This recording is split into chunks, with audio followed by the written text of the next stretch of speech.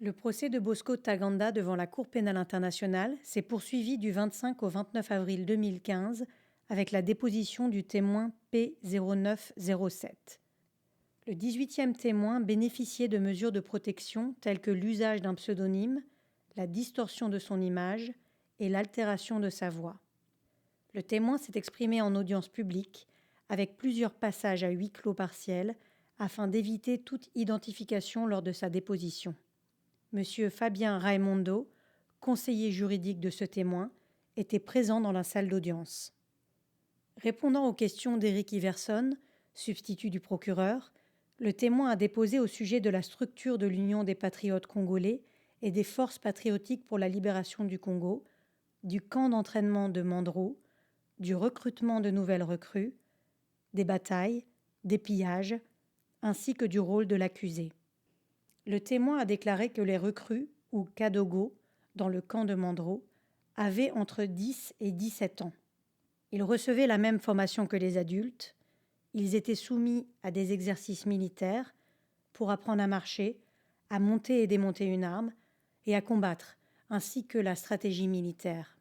Au cours de la cérémonie de remise des diplômes, chacun des nouveaux soldats aurait reçu un uniforme militaire, des bottes et une arme. Selon le témoin, M. Ntaganda était présent au cours de ces cérémonies. J'ai dit qu'auprès de l'état-major de Kisembo, nous avions une PMF au nom de Mère Malou. Les autres, j'ai oublié leur nom. À l'état-major de Bosco, nous étions avec Caroline et Janine. Les autres, j'ai oublié leur nom. Auprès de Safari, nous étions avec Macho et les autres, j'ai oublié leur nom. Nous avions une autre PMF au nom de Janine. À Mabanga, il y avait également des PMF. Ces PMF étaient des gardes du corps des commandants. Pourriez-vous décrire à la Chambre, ou expliquer à la Chambre si quelques-unes des PMF, des soldats PMF étaient qualifiés ou d'épouses? Oui, il y en avait qui ont été transformés en femmes de commandants, comme le commandant Makurindi Adigo. Ce commandant a pris une PMF comme sa deuxième épouse et il l'a amenée dans sa maison. À Nizi, il y avait deux commandants qui s'étaient battus, s'étaient même tirés à cause de Mère Malou. Suite à cela, on a muté Mère Malou à Mabanga.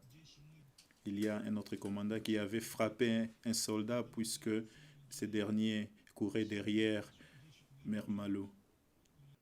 Concernant le rôle de M. Ntaganda au sein de l'UPC-FPLC, le témoin a déclaré qu'il était en charge des opérations, y compris de la planification des attaques, de la sélection des soldats pour participer aux batailles et des armes devant être utilisées dans les attaques. Savez-vous si un soldat de l'UPC-FPLC, pendant l'opération de Mongolo et après cela, a fait l'objet de punitions?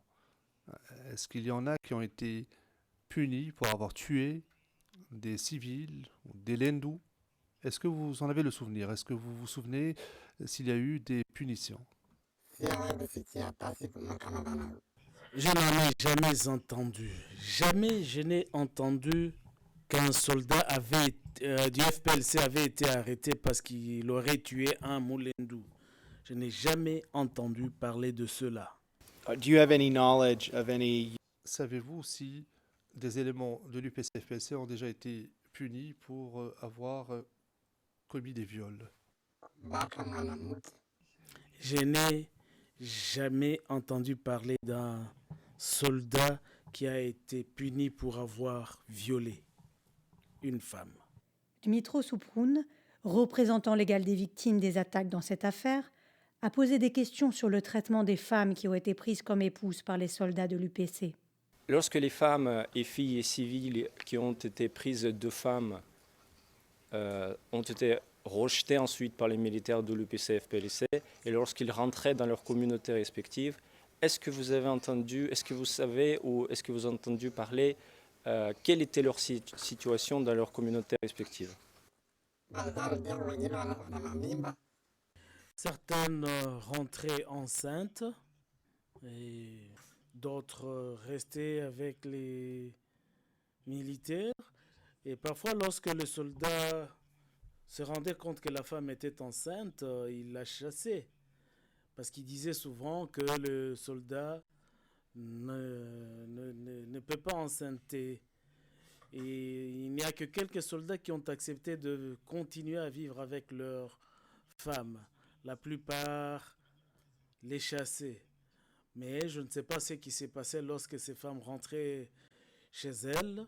La plupart rentraient avec leur grossesse. Et j'en ai vu beaucoup qui partaient en train de pleurer. On leur disait, va-t'en. Et jusqu'à présent, j'en rencontre certaines. Il y a beaucoup de femmes, des ex-femmes des militaires qui sont au village, à Mongwalou et à Bunia, et que je rencontre souvent. Le contre-interrogatoire du témoin a été mené principalement en audience privée avec plusieurs brèves audiences publiques. Lors d'une des audiences publiques, le Conseil de la défense de M. Taganda, maître Stéphane Bourgon, a interrogé le témoin concernant les événements qui ont eu lieu à Mongwalou entre 1998 et 2002. Le témoin a déclaré que les commerçants, majoritairement d'ethnicité Emma, ont commencé à quitter la zone sous contrôle de l'APC. Il a également confirmé que, en 2002, Bunia a été divisée en deux zones, d'un côté sous le contrôle de l'Opondo et de l'APC, et de l'autre côté sous le contrôle de rebelles tels que Floribert Kisambo. Now, we refer to that period of Il a été fait référence à la période de juillet 2002. Nous avons exploré ce qui s'est passé des deux côtés de la ville. Et ma question maintenant est la suivante. À mesure que cette organisation se fait, les combattants lindous et l'APC étaient en train de détruire et d'incendier des villages Emma. Vous savez cela, n'est-ce pas? J'en étais au courant. so you also know that in the same Et vous savez également que pendant cette même période, il y avait une formation qui avait lieu à Mandro. Le but étant de mettre sur pied une force armée afin de protéger la population de ces attaques. Est-ce que vous savez cela? Oui, j'en étais au courant.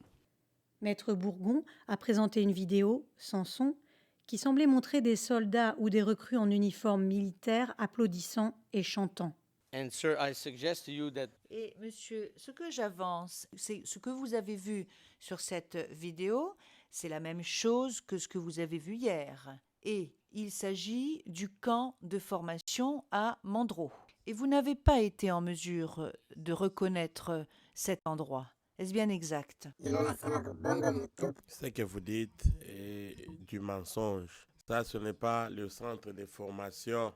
Ici, c'est un autre centre. Je vois les bureaux, l'école, un peu en contre-haut de la résidence du chef Kawa. Je reconnais très bien le lieu. Peut-être que c'est vous qui avez des confusions là-dessus. Le procès de Bosco Taganda a continué le lundi 2 mai 2016 avec la déposition du 19e témoin à charge.